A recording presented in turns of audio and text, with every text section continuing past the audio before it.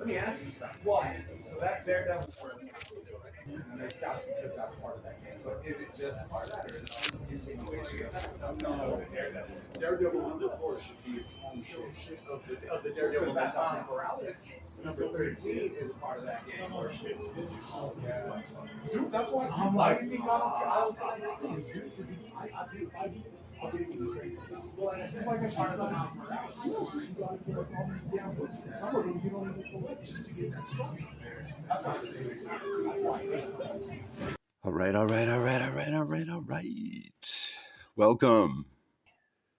Welcome to Comic Book Hall 69, part 43. Welcome, I be that sequential geek. If you are new, thank you for your curiosity.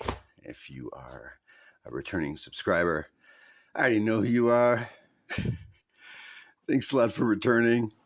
Hey, all y'all that are leaving me these views, just wondering who the rest are. Leave me a comment or shoot me an email. I'd like to see if you have a channel. I'm always looking for somebody new. We got people that you meet online. For me, this was just the comics, and then with the pandemic, a little bit of meeting people. And I'd have to say, like, I'm still open to meet people. This still seems new because I'm still kind of new at that whole thing with meeting people through the comics on YouTube. So I appreciate your time visiting and your views and comments and all that. But just wondering who all these other people are that are leaving me these views that are not commenting or whatever. Shoot me an email if you don't want to leave a comment. I'd love to see if you have a channel or something going on if you want to keep in touch. XLIII! This is a new comic book that I don't know anything about. I saw this and liked the artwork and liked the style of it. Just today, yesterday. It's now early in the morning on the 21st, Thursday. So new comic book day was yesterday. I'm not really into that type of deal, but occasionally it's fun to go out to the local comic book shop, Vision Comics and Oddities. So now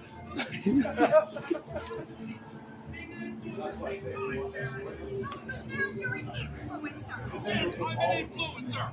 Maybe you should see how it feels, Randy. Maybe I should go.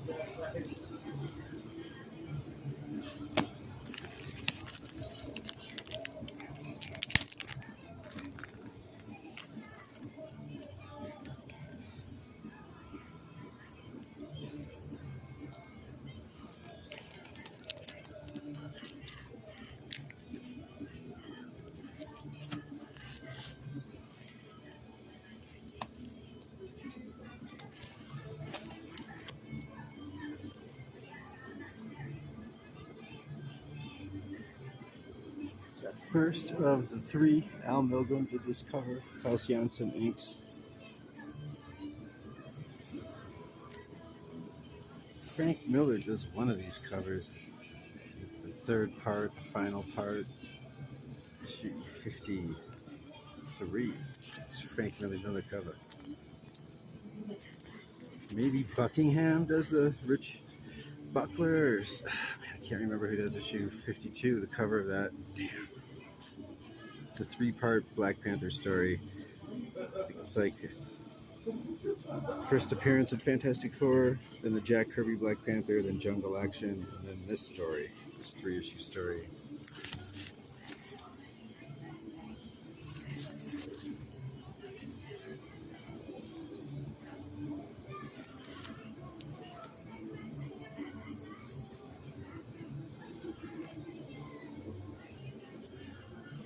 Some spine creases. Still though.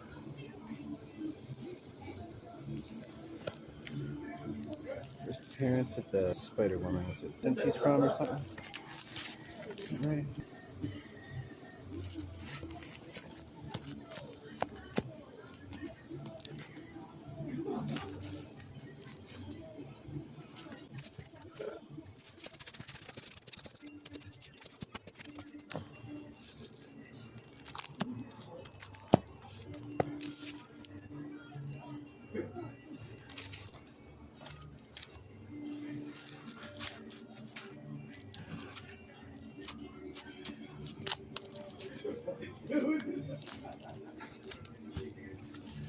Jack Kirby.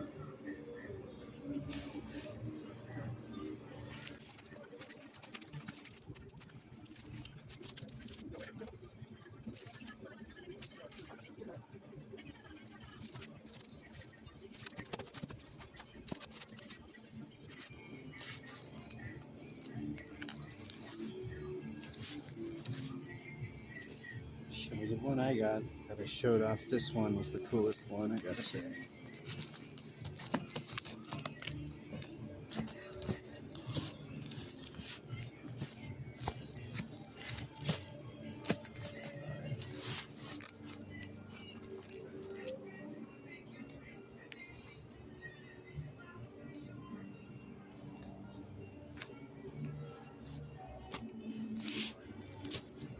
Just southwest of Denver. Acolyte number 2. Looks like it's by Story Derek Allen and Naeem Parsons. Lined art, Bruno Lima. So Bruno Lima's work sold me this book. I hadn't even read it. And I was just like, so creator-writer Derek Alonzo Star Allen, Bruno Lima. So that's just like, it's like, oh, all right.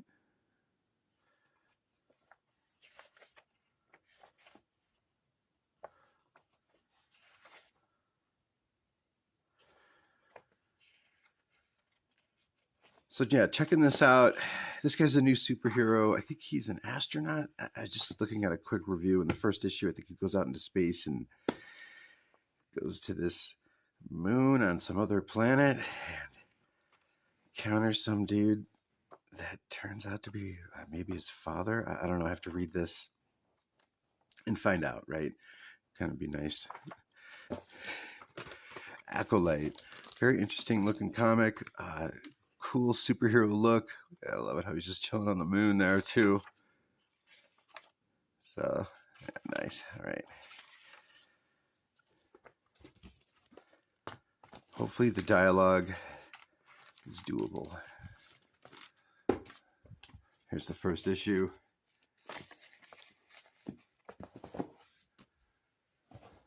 This are new comics that have just come out in the past couple months. And then that's what these hauls are. That I divided up into 3 videos. This today being the 3rd comic book haul. 69? That'd be today. Starting off with some new comics I got yesterday, New Comic Book Day. Scout Comics, $4.99. This is really interesting looking. Check this out. Night of the Cadillacs. Kind of has like a 90s look to it. I know 90s kind of like almost like a photo fumetti type deal, at least for the cover. The interiors isn't. The interiors is fucking dope as shit. Right. And Execution Posse series. All right. Written by Jake Earns and Jeff Marzik.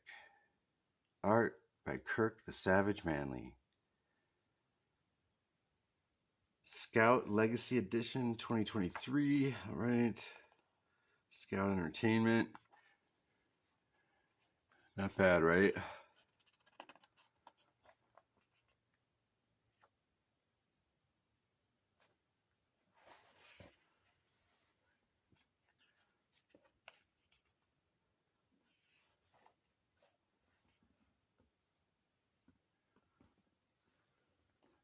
Some serious work going into this book. Let's do a couple more pages.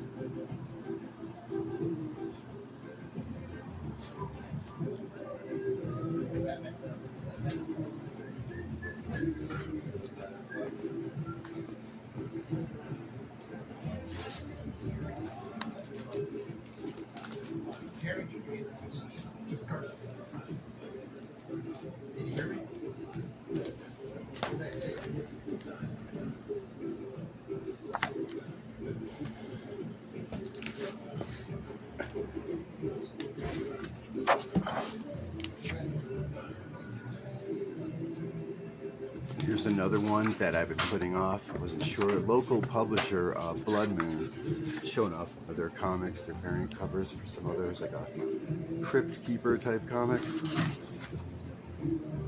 Deadly when they curse him.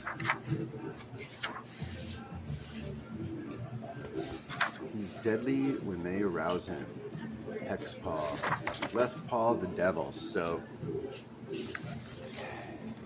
this is kind of interesting. I read through this. The creator lists influences. The creator is Trevor Marquardt. Goes by the alias Morbid.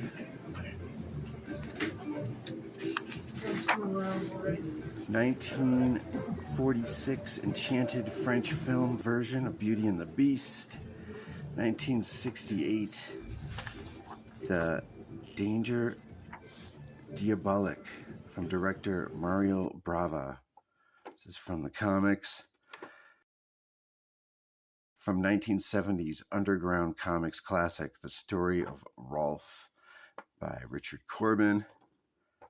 The 1942 film, The Original Cat People from director Jacques Tourneur. This is another new comic, and this backstory they go over really quick of how this guy, Saint Nez Desan, brother of this emperor in Serbia, decides he wants to get rid of all the witches. And so these witches have familiars, and I guess most of them, or the most feared of them, are these werecats. These people that can turn into these like panther type werecat people. So all of them were killed except for one, and that person was told to leave the lands. Get out, don't come back.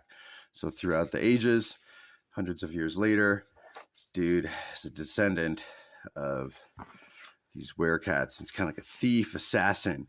And this some side character, he owns this like Pokemon type car that they're gonna do a job and steal. The guy had like sold his cars and this expensive painting for it. So he's going through security, reaching this dude's fake castle even. The guy's like real, it's like a, typical online celebrity type dude that they're about to rob. And he's like, I guess when he gets aroused, he turns into this panther dude.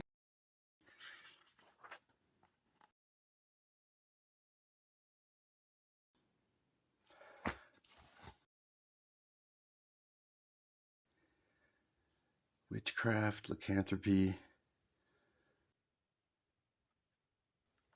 sex, thieving, violence, hexpaw, Blood Moon is the publisher. Right, like I said before, my channel is kind of like a magazine anthology that I've always wanted, I guess, in a way, like that mixture of mainly your older comics, your cooler, blue chip, classic, iconic type back issues, stuff that has more staying power. For the most part, I focus usually on like a James O'Barr type artwork, Richard Corbin, Bill Sienkiewicz, some Barry Windsor Smith, you'll see. But Always interested in some new type of indie artist that's out there. And let's not forget, though, of course, the Biz. Nobody beats the Biz. Simon Beasley. This is Verotic's 30th anniversary. I just came upon this yesterday. Turns out it had been sitting on their stands alone for the past week and nobody bought it. Yo, I'm just minding my own business, right? Scanning. New comic book day Wednesday. Not really into the whole new comic book day. What do I see? I picked this up. I go, whoa, what the fuck?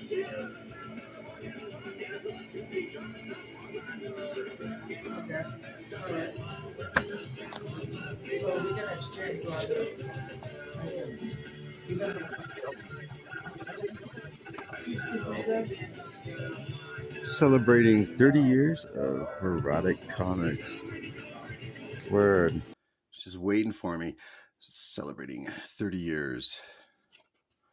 So I hear they're just fun stories, like one-off type things. Cover by Simon Beasley. I think, okay, so he does this first one. Hell Mask. Glenn Danzig, art by Simon Beasley.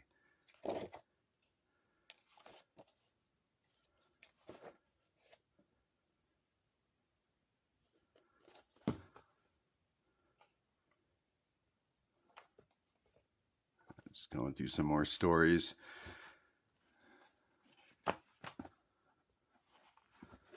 So this one right here, though, that one is Rafa Ga+e doing that art. Right here.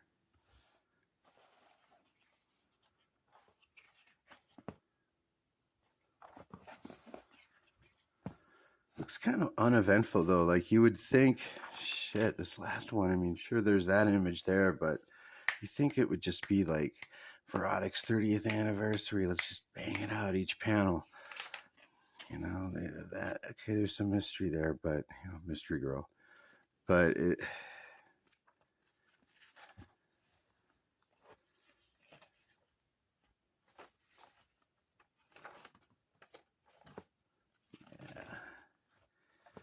Can't say I'm too excited about the last one, but yeah, Simon Beasley has caught my eye.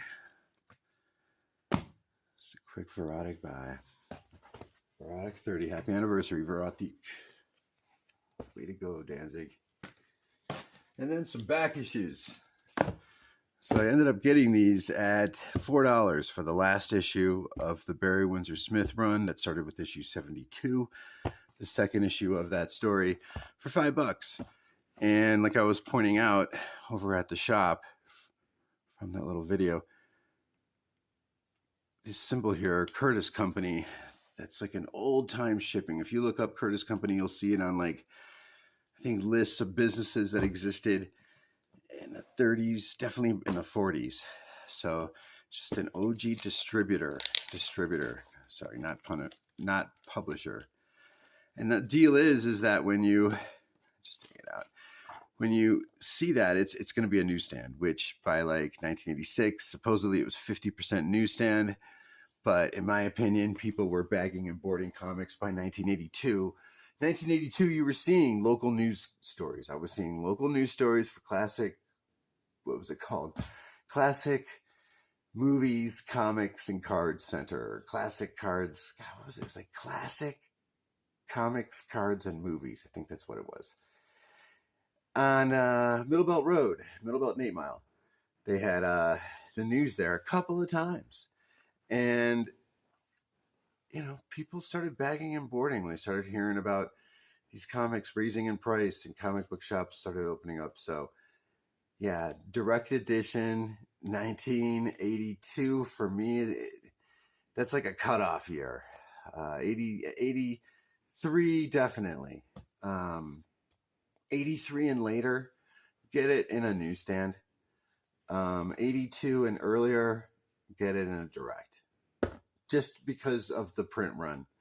There were less direct editions that were being taken care of until like the end of 82, definitely by 83.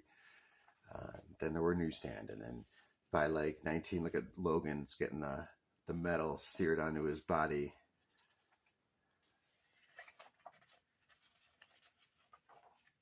Yeah, and then by, 1986, 50% newsstand, but everybody was bagging and boarding their direct editions. By 1983. And then these are the other stories that come along with, right? Black Knight, Shaun of the She-Devil, Submariner. But I don't really care so much about them, those other stories, so much as I dig the decent artwork, though. But I mean, you're not only having a Wolverine backstory, but it's by one of the greats, Barry Windsor Smith. Yeah, that's fucking dope. Weapon X, Chapter 1. So this is 1991. So the rumor during the pandemic was that this was going to be turned into a television show, but yeah, when you start hearing about this is going to be a show and not, they're not showing any stills, any type of like pre-production photos, yeah, then it's all bullshit. I remember the image of Keanu Reeves on a motorcycle a couple years ago, where they were trying to test fan reaction and see if he'd be a viable Wolverine type of thing, and then he ends up coming out with Berserker, which is just like a Wolverine type character, right? Weapon X, issue 84, last issue of the Weapon X storyline by Barry Windsor Smith, showing how Wolverine got kidnapped. He had devices hooked up to his head. They're trying to train him, make him their weapon, until he escaped. So to follow up on the comics that I displayed in the last haul from yesterday, some comics from Mexico. I got a couple more, and I just got this because it's the first issue and it was in Spanish. It was in Mexican, Marvel Mexico. Just thought that was really awesome. The artwork is by Angel Medina Interiors, but I think this is a Joe Quesada cover. Oh, I'm not sure.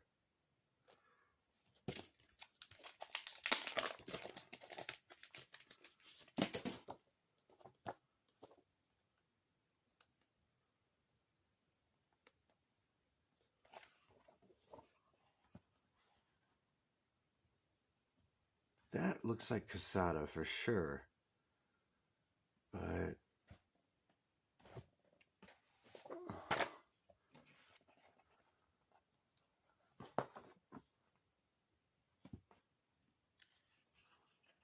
look at that. Oh, that's so cool seeing that in Spanish.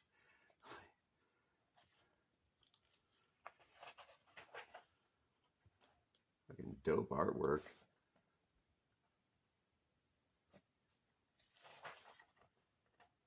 Very 90s, I gotta say.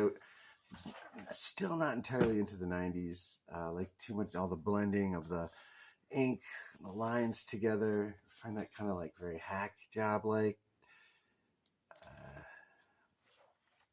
But if you do it right, it can still look cool. Like, it's not the end of the world.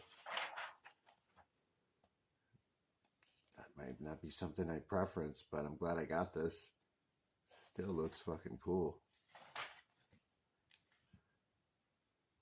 But with the people, the eyes and everything, I just find that basic. Sorry. It's alright if other people dig it.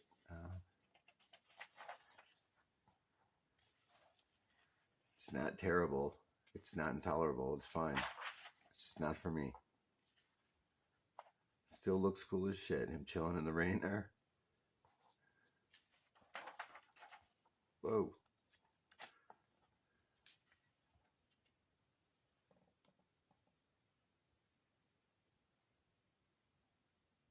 She says, ¿qué haces con ese cuchillo? That's awesome.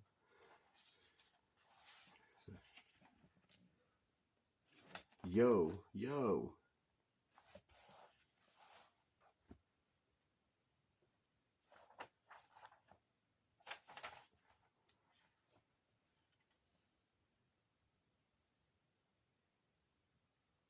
Angel Medina, or Medina, Angel Medina, Roberto Aguirre-Sacasa.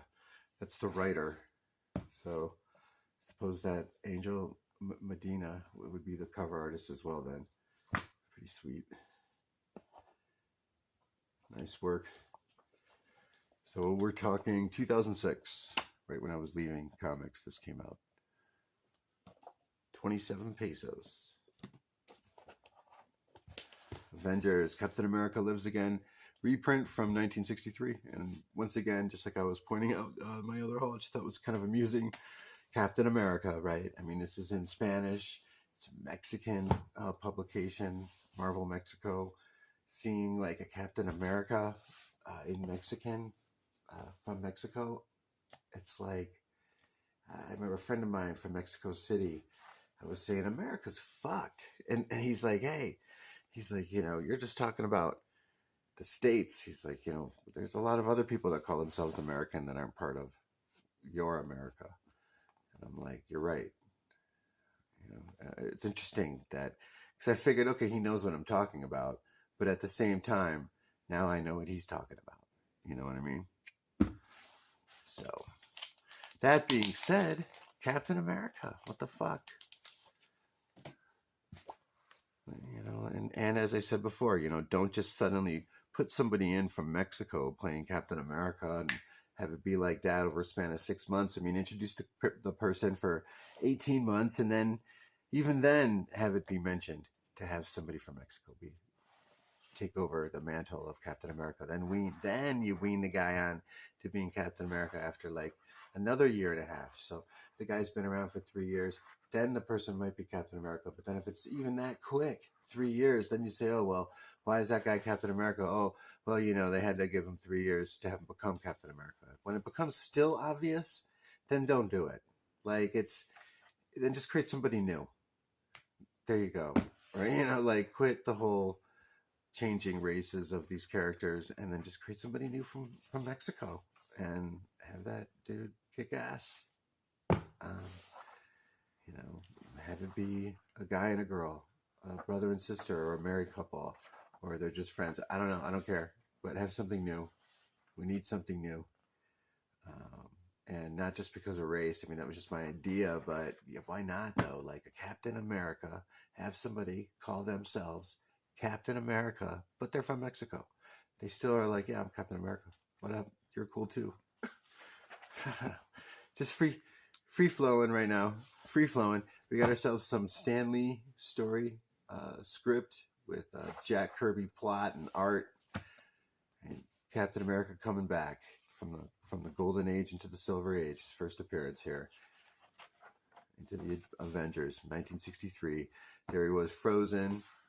Right? And he's like, people were like kind of worshiping him, I guess, or kind of praising him, or just leaving some type of like bounty in front of this monolith, this silhouette inside of it. So Namor's like, fuck all that, and throws it in the water.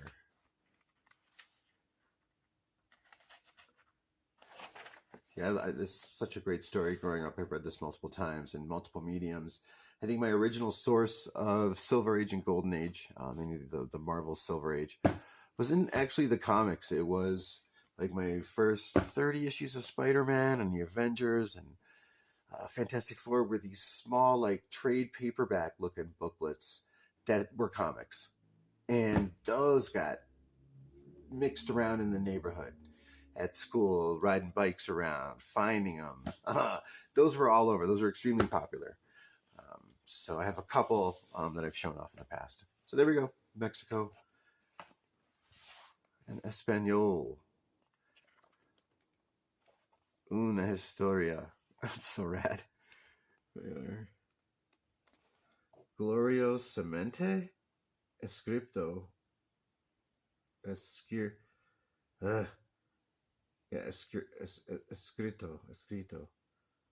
Stan Lee, and then Grandosamente Illustrado, Jack Kirby. Well, thank you for waiting me to finish that.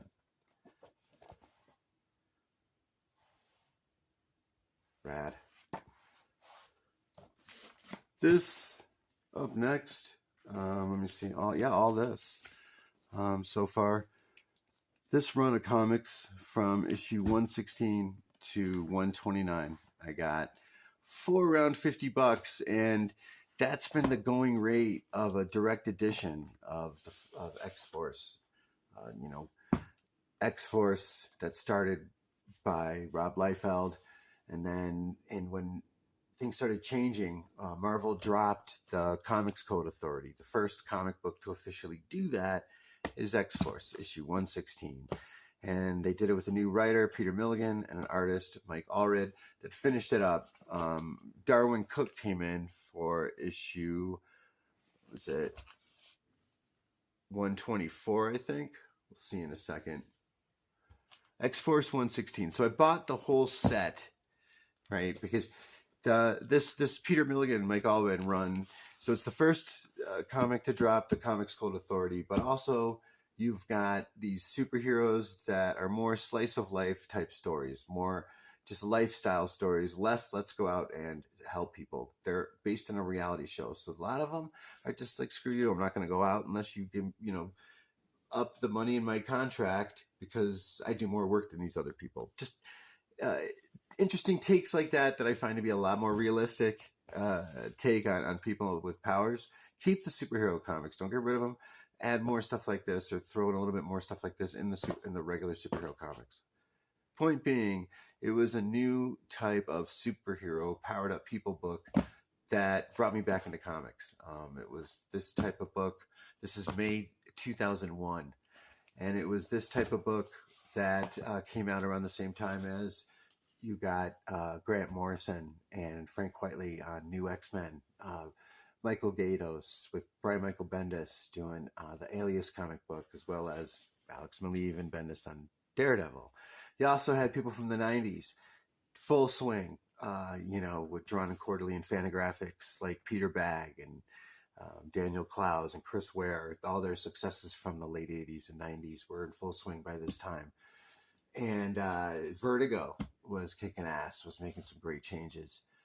Karen Berger with 100 Bullets, for example, Brian Azzarello, and Eduardo Russo doing the art on that. So that whole era lasted, that brought me into comics, that had it was sort of like you had independent artists that were allowed to come in to these larger brand names, or just the success of these indie artists that was gaining more notoriety, and it was bringing people like me back into comics. And I call that New Marvel. N-U Marvel, one word. That little Renaissance era has been referred to by many people. Mark Millar has referred to that era, but to him, it's lasted until 2008. I say more 2000, 2005, whatever. But there was definitely some type of Renaissance. People were taking concepts, these characters, and modernizing them. They were doing things that Marvel should have done in the late 80s instead of nurse the whole speculation bubble and first appearance and everybody's a mutant and, whatever they did with their distribution system that fucked everything up by 1995. So here we got X-Force bringing me back into comics, May 2001, and it's a reality show of these mutants. A lot of first appearances here, a lot of deaths here too. It's the first appearance of Dupe, your lovable floating green guy that everybody loves. Where's Dupe? He carries a camera around with him right there. He records everything for their reality show. They say he's a mutant. He doesn't even speak English or any earthly planet. I think he's from another reality. I'm not sure. So I don't remember. I think he's referred to as a mutant, though. Dupe's a mystery. And it's the first appearance of You Go Girl. She can teleport. And her kid, I guess, her kid's first appearance is like later in this series. Apparently, I think that's retroactive. I'm not sure. So Peter Milligan wrote all issues 116 to 129. Mike Allred did all the issues. Mike Allred, you might know from Mad Men. And I was just getting into Mad Men. And then when I saw this, I was like, what the fuck? AAA Comics, AAA Pop was Mike Allred's comic book publishing label. And he had a team of superheroes that you could tell a lot of the styles and like attitudes he brought into this too, from that team that he had created, from his own label in the Mad universe. I'm totally digressing. This is the first appearance of Anarchist, this guy right here. He can make his spit like acid. He's kind of like the leader of the team at times. And you also have the death, though, of Plasm. You got the death of Battering Ram. You got the death of Genie. Something like the more alcohol in her blood, the more her powers work, the more effective her powers are. Yeah. Genie dies. Battering Ram dies. Plasm dies. So, and then, you know, this guy right here, his vomit is acid. That's right. But Anarchist, I thought Anarchist, he can create these like energies that I thought came through his pores on his skin. Like a Kirby crackle he can create with Anarchist. Okay, so there's your first issue. And I got a bunch of copies. Yeah, because fuck it. That's why. End of an era. And this set had one issue in Newsstand and the rest are in direct. And so I bought that for like $50. One other dude never sent me a comic book. And then eventually it came in the mail. Yeah, and then eventually it came in the mail and it was the direct instead of a Newsstand. But I decided to keep it. I was going to send it back. Decided to keep it. It's fucked up, man. eBay. Sellers get away with too much shit on eBay because all they got to do is give you a refund and then your bad review just disappears. They can remove it. Fucking bullshit. Sellers get away with too many head games, too much bullshit on eBay. It's fucking ridiculous. So fuck eBay. And yeah, where'd I get these? I got this on Hip Comic. The rest of these, and these are for the same price as this whole set. It was all direct with one Newsstand for $116. I got these $50 a piece essentially. So this one was also like $50 a piece. I think it was like 45. Yeah, $50 for each one of these X-Force for these first appearances of Dupe, of You Go Girl, and the first appearance of Anarchist. All right, some technical difficulties, and I'm back. $50 a piece. Essentially, my point is, what I'm getting at is I am just doing a last-minute dive into one of my favorite comics that came out. We're talking that whole new Marvel era, around this turn of the century. A lot of comics that were bringing me back into spending money on comics, like X-Force. You got, Allred. He was from Madman, his comic book. I knew about Madman before I knew about X-Force. And the reason I knew about, Madman was just some greats from Fantagraphics and Drawn and Quarterly that were gaining full swing, just in popularity, notoriety in the early 2000s. So Joe Sacco, his work that he did, that journalist, that he's like a sequential journalist, Joe Sacco. He did this comic book where he followed around his friends that were in this rock and roll band when they toured Europe. So Allred did some indie stuff with Madman, and then he had this group of superhero teens that he had created under his AAA Pop publishing label. So Mike Allred had these like teen superhero characters that he had already developed, and you could tell that there were some of the influences that he had developed with them into here. A lot of the look of that comic book. The Atomics. That's one of the superhero teams that Mike Allred created. But the Atomics is under the AAA Pop label, which is like the same universe as Madman. So that's how I found out about Mike Allred. And when I saw these X-Force comics come out in May 2001, that spring of 2001, I was like, oh, hell yeah. There are changes taking place. 117 is the first appearance of the Orphan. Mr. Sensitive, he's got this like revolver. He'll do like a Russian roulette with himself at the end of last panel, some of these issues. Some type of, I don't know, teen angst or something that they're pushing in there with him. But issue 117, that is out of June 2001. It's also the first appearance of Saint Anna, this girl right here. She can heal people and kind of enhance people, but she ends up dying in this issue 119. a lot of people die. You got this like reality show where they're like more concerned with the whole brand identity that they present themselves based off of, and less interest in actually doing what it takes to save people, what their reality show is about. So a lot of people end up dying as a consequence of that. Oh yeah. Issue 117, X-Force. Issue 118, first appearance of this kid Paco. He's just a plot device that they have to save him, right? This little mutant kid. So 119 is not only the death of Santa Ana, but it's also the first appearance of Smoke, because you got this guy Coach. His first appearance is in issue 116, and he was hired to just like bark at all the members of this reality TV show, keep them in line for the producer. The producer's first appearance was in this comic here. He ends up dying later too. He calls himself Spike. He's just some human guy that works for the TV company. So yeah, Spike Freeman. And then Coach ends up dying in issue 120.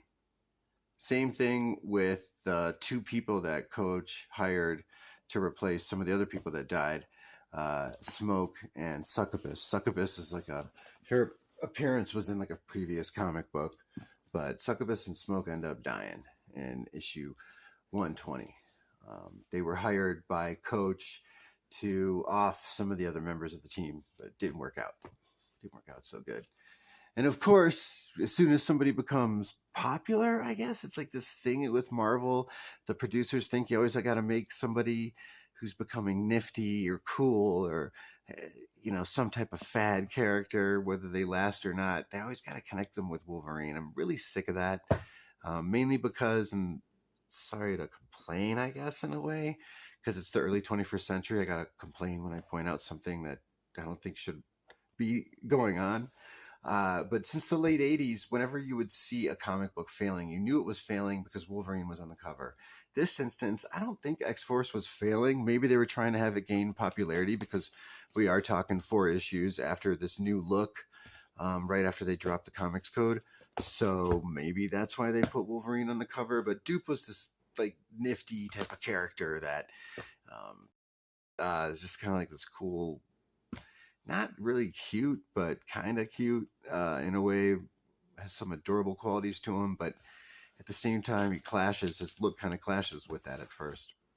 Dupe's like really smart and just kind of does his own thing, really. But because he has like this nifty, kind of like the green guy from Ghostbusters, right? Slimer.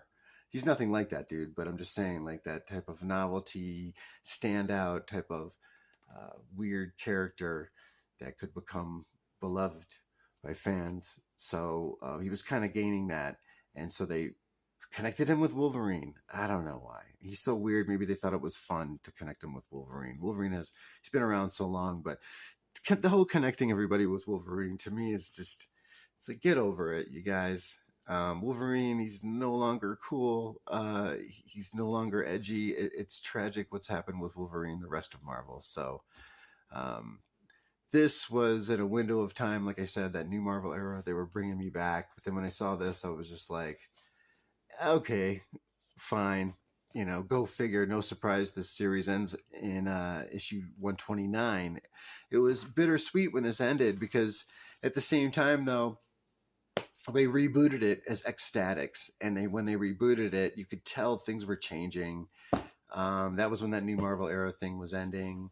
It was becoming less, letting creators expand the bounds of these characters, doing more slice of life stuff, getting more ideas based off of their attitudes than just some type of event, right?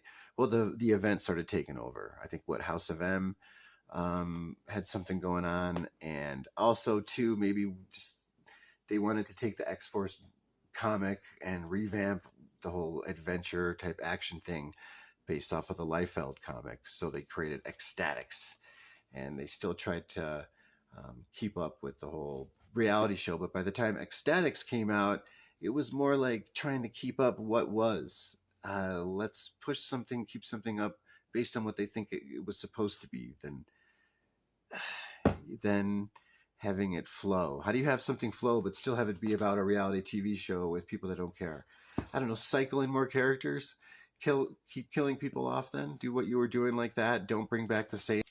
So that's X-Force, that's what it became, Ecstatics. Issue 120 has Wolverine, the death of Coach, and then these two other people that Coach hired to try and get rid of some other members. But he ends up dying, and the two people he hired, Smoke and Succubus, die. In 120. 121, another new character called Lacuna. This woman right here, she can briefly stop time. And her parents were these, like, described as very wealthy, rich liberals that were hippies and then became, like, I guess yuppies was the term, when a hippie became corporate. Well, they got this daughter that's always trying to piss them off. But they're such open-minded, progressive people, her parents. They always accept her no matter what type of trouble she gets into. So she ends up having this reality TV show, which today I guess would be like some YouTube channel or some online type of reality vlog series that she's doing. And that's what she's about. She's about like reality TV, and she's playing some tricks on the X-Force team, the reality TV show / superhero celebrities. So look at that jacket that Dupe's wearing. Because this came out 2001. We're talking December 2001, you know, a few years after Fight Club. I think that was the type of jacket Brad Pitt's character wore. Just like extravagant, right? So the fame's getting to the all's heads. Great composition here with this cover, I gotta say. It's the dots in the background, abstract, but it's the cameras, and he's looking this way, they're looking that way. His back is even to the viewer, to us. So that was interesting. 121, 122, 123, February 2002. This month, February 2002, was the Nuff Said month, meaning all the comics had no text. They just had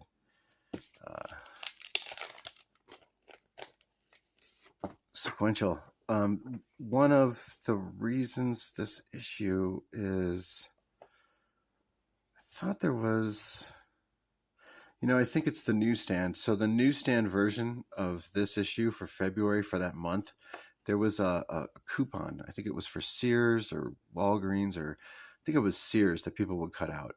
So that made these Nuff Said issues in Newsstand rare. That's what I'm thinking. That's something I've noticed. Let's check out the art though, since I just had that open. So here we are, total sequential, right? No sound, no speaking. See, Tips is totally unique character. He's going into his world.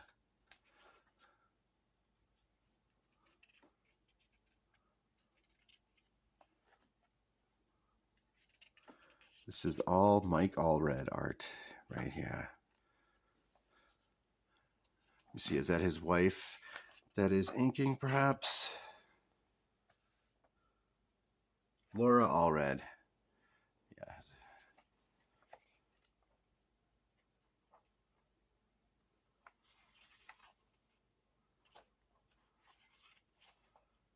Yeah, Origin was going on around this time. That was cool. I mean, the story was all right. It wasn't bad.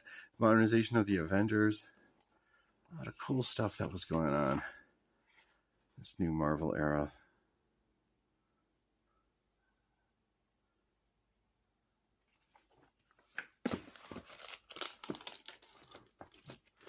Then another cool thing, Darwin Cook, y'all. Issue 124. Entire Darwin Cook issue.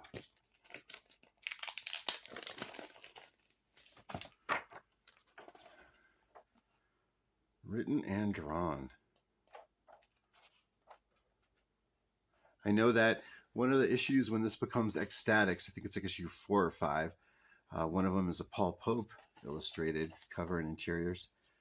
Darwin Cook, Peter Milligan.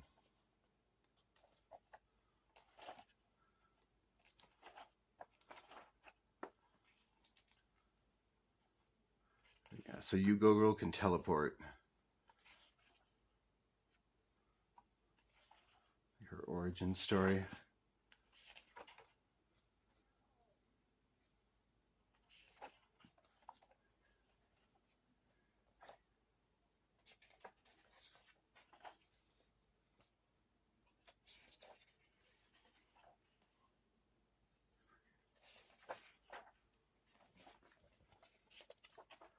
So to show off a little bit of that Darwin Cook greatness.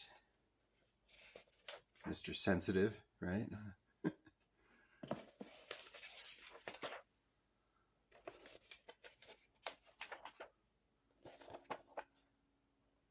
Very nice.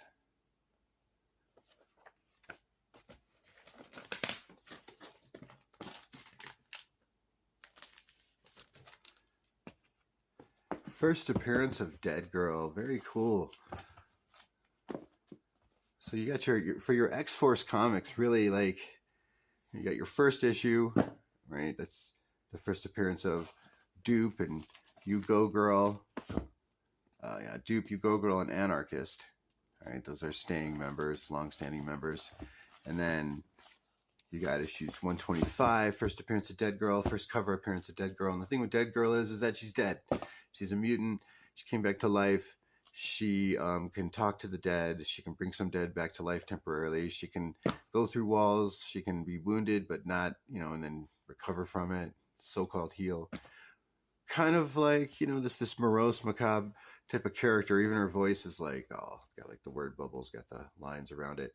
So she's really unique in that sense, as far as like a death-related character. But then also, the Crow, when this Crow movie drops, when the trailer drops, if the movie's successful, those type of like dark characters, I can see her gaining popularity. Same thing with Simon Dark over at DC. Total speculation. That's the fun of my rants over at this channel, Sequential Geek. 127. X-Force 127. Really cool cover there. Again, all right out in space. Number 128. This is the death of You Go Girl. She dies in this issue. 129, August 2002. And then I think like everybody dies. They have Venus de Milo become the teleporter in the Ecstatic series. She has like, her body is like all Kirby Crackle. She needs a suit, kind of like Mr. Sinister, to live, to get by. She gets that from Professor Xavier as well. So keep an eye out for Ecstatics, the follow-up series, which was okay. I was just kind of turned off by them kind of trying to keep everything the same from here, but just under a different title. They should have kind of evolved it more. It was an evolution within itself. It was just this work of progress within itself that I thought was awesome. The Darwin Cook appearance was kick-ass. But just the little character appearances, Lacuna, them trying to save this kid, but then you got like these two other villains that this guy Coach hired to try and kill other people. They were pretending to be teammates. I mean, just stuff like that to throw you off guard. These people's jobs are not exactly heroes, all of that. So there's that. The anti-superhero. Whatever. X-Force, stack of X-Force for you.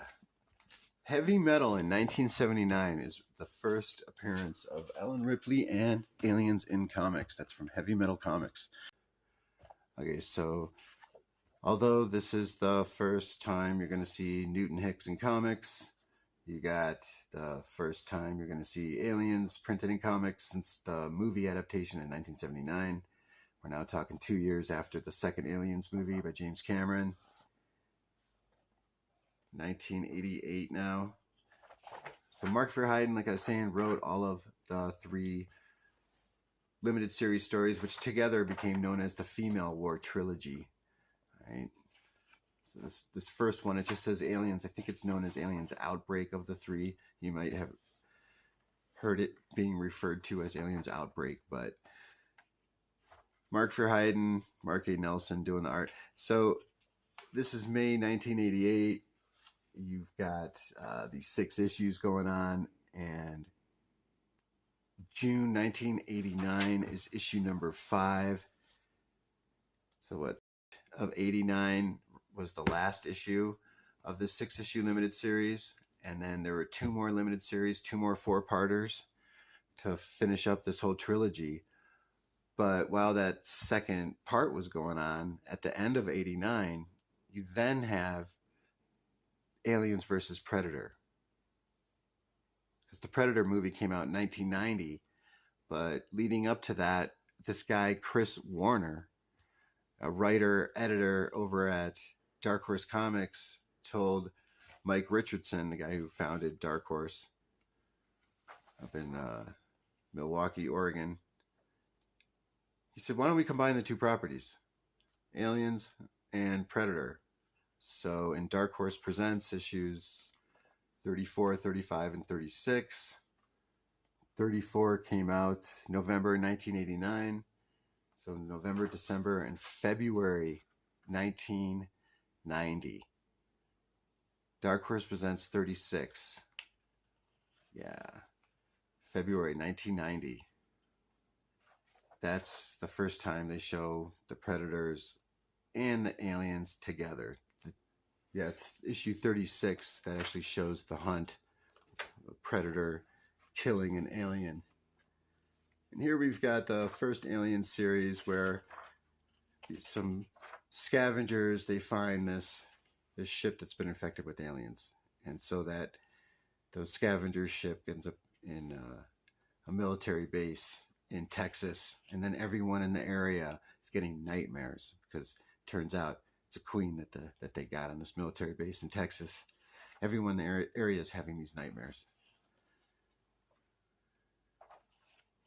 And there's this religious zealot who is being affected by the queen. This is when those scavengers first find the alien. Really great Mark Nelson artwork. Yeah. Doug Bovias does that second 4-issue limited series following up, and then Sam Keith does the last one. Ellen Ripley, so here we got Hicks talking about his experiences from the Aliens movie, and then this comic book takes place like 12, 11 years after the Aliens movie. So he's talking about what happened to him, and they want him to help deal with this situation that's going on in Texas, because this religious zealot that's being affected by this queen, everybody's having all these crazy dreams. This religious zealot's trying to create this cult to worship these aliens, and so they attack the base, and all hell on earth breaks loose. So that's this aliens outbreak. So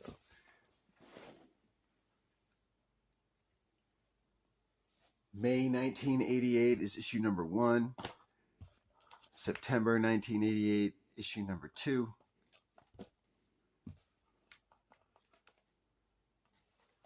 January 1989, issue number 3. Issue 4 is April 1989.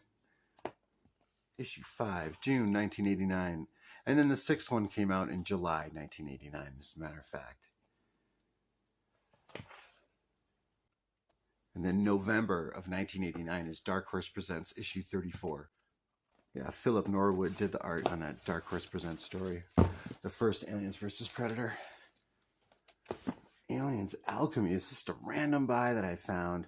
Just thought it was really cool. This is from 1997. And the reason I got this is just because it's a newsstand. If this was a direct, I probably still would have ignored it. But a Richard Corbin newsstand from 1997, for me, it just seemed like a worthwhile buy.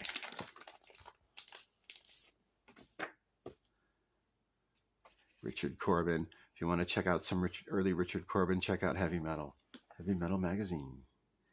Writer John Arcudi, artist Richard Corbin.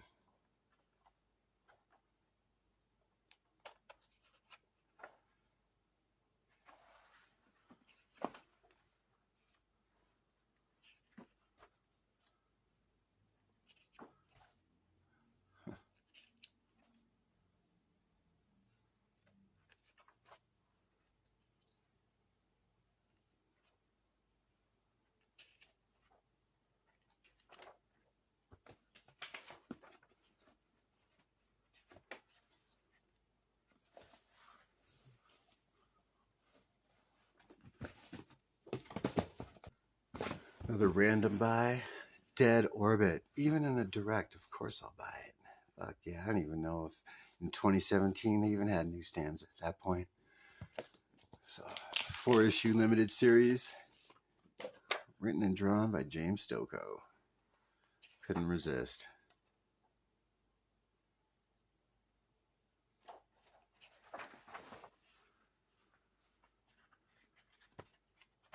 Yeah, if it's about some type of classic monster, I'm sure at one point James Stokoe will have or will be the writer-artist on it.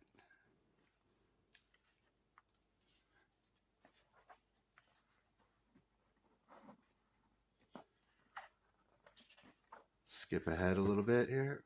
Go out in space. No one can hear you scream. Aliens Dead Orbit 2017.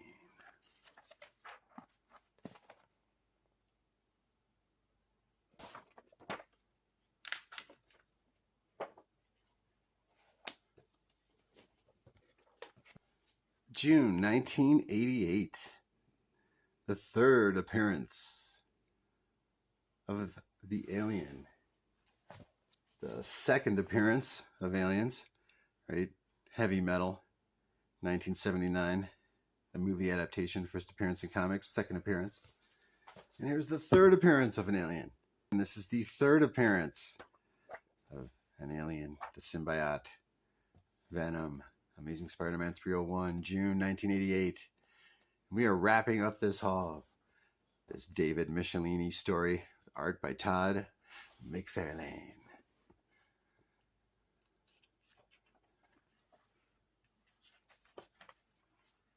Thank you all for watching. Hope you have a safe Christmas. Very happy and safe New Year's. Be that Sequential Geek. Much love. Thank you for visiting. Your feedback, your comments down below are always appreciated.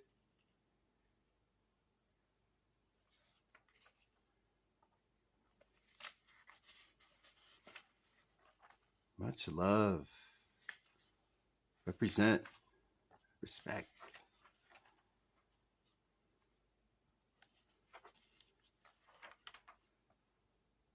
Hope you swing by again. And once again, thank you very much for visiting Sequential Geek Comic Book Haul 69, part 43. Peace. Y'all have a happy 2024 now. Happy New Year's. Peace.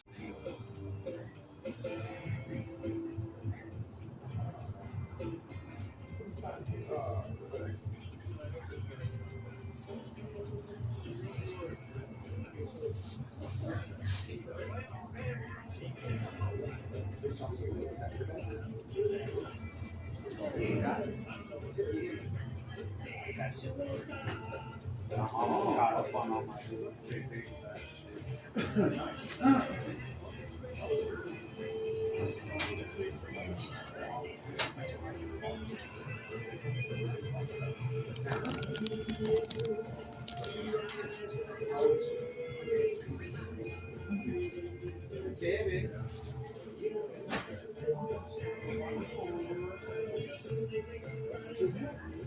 But I'm not. You guys have a good rest of your day. Thank you, sir. Grab your toys. Let's go. Shut up.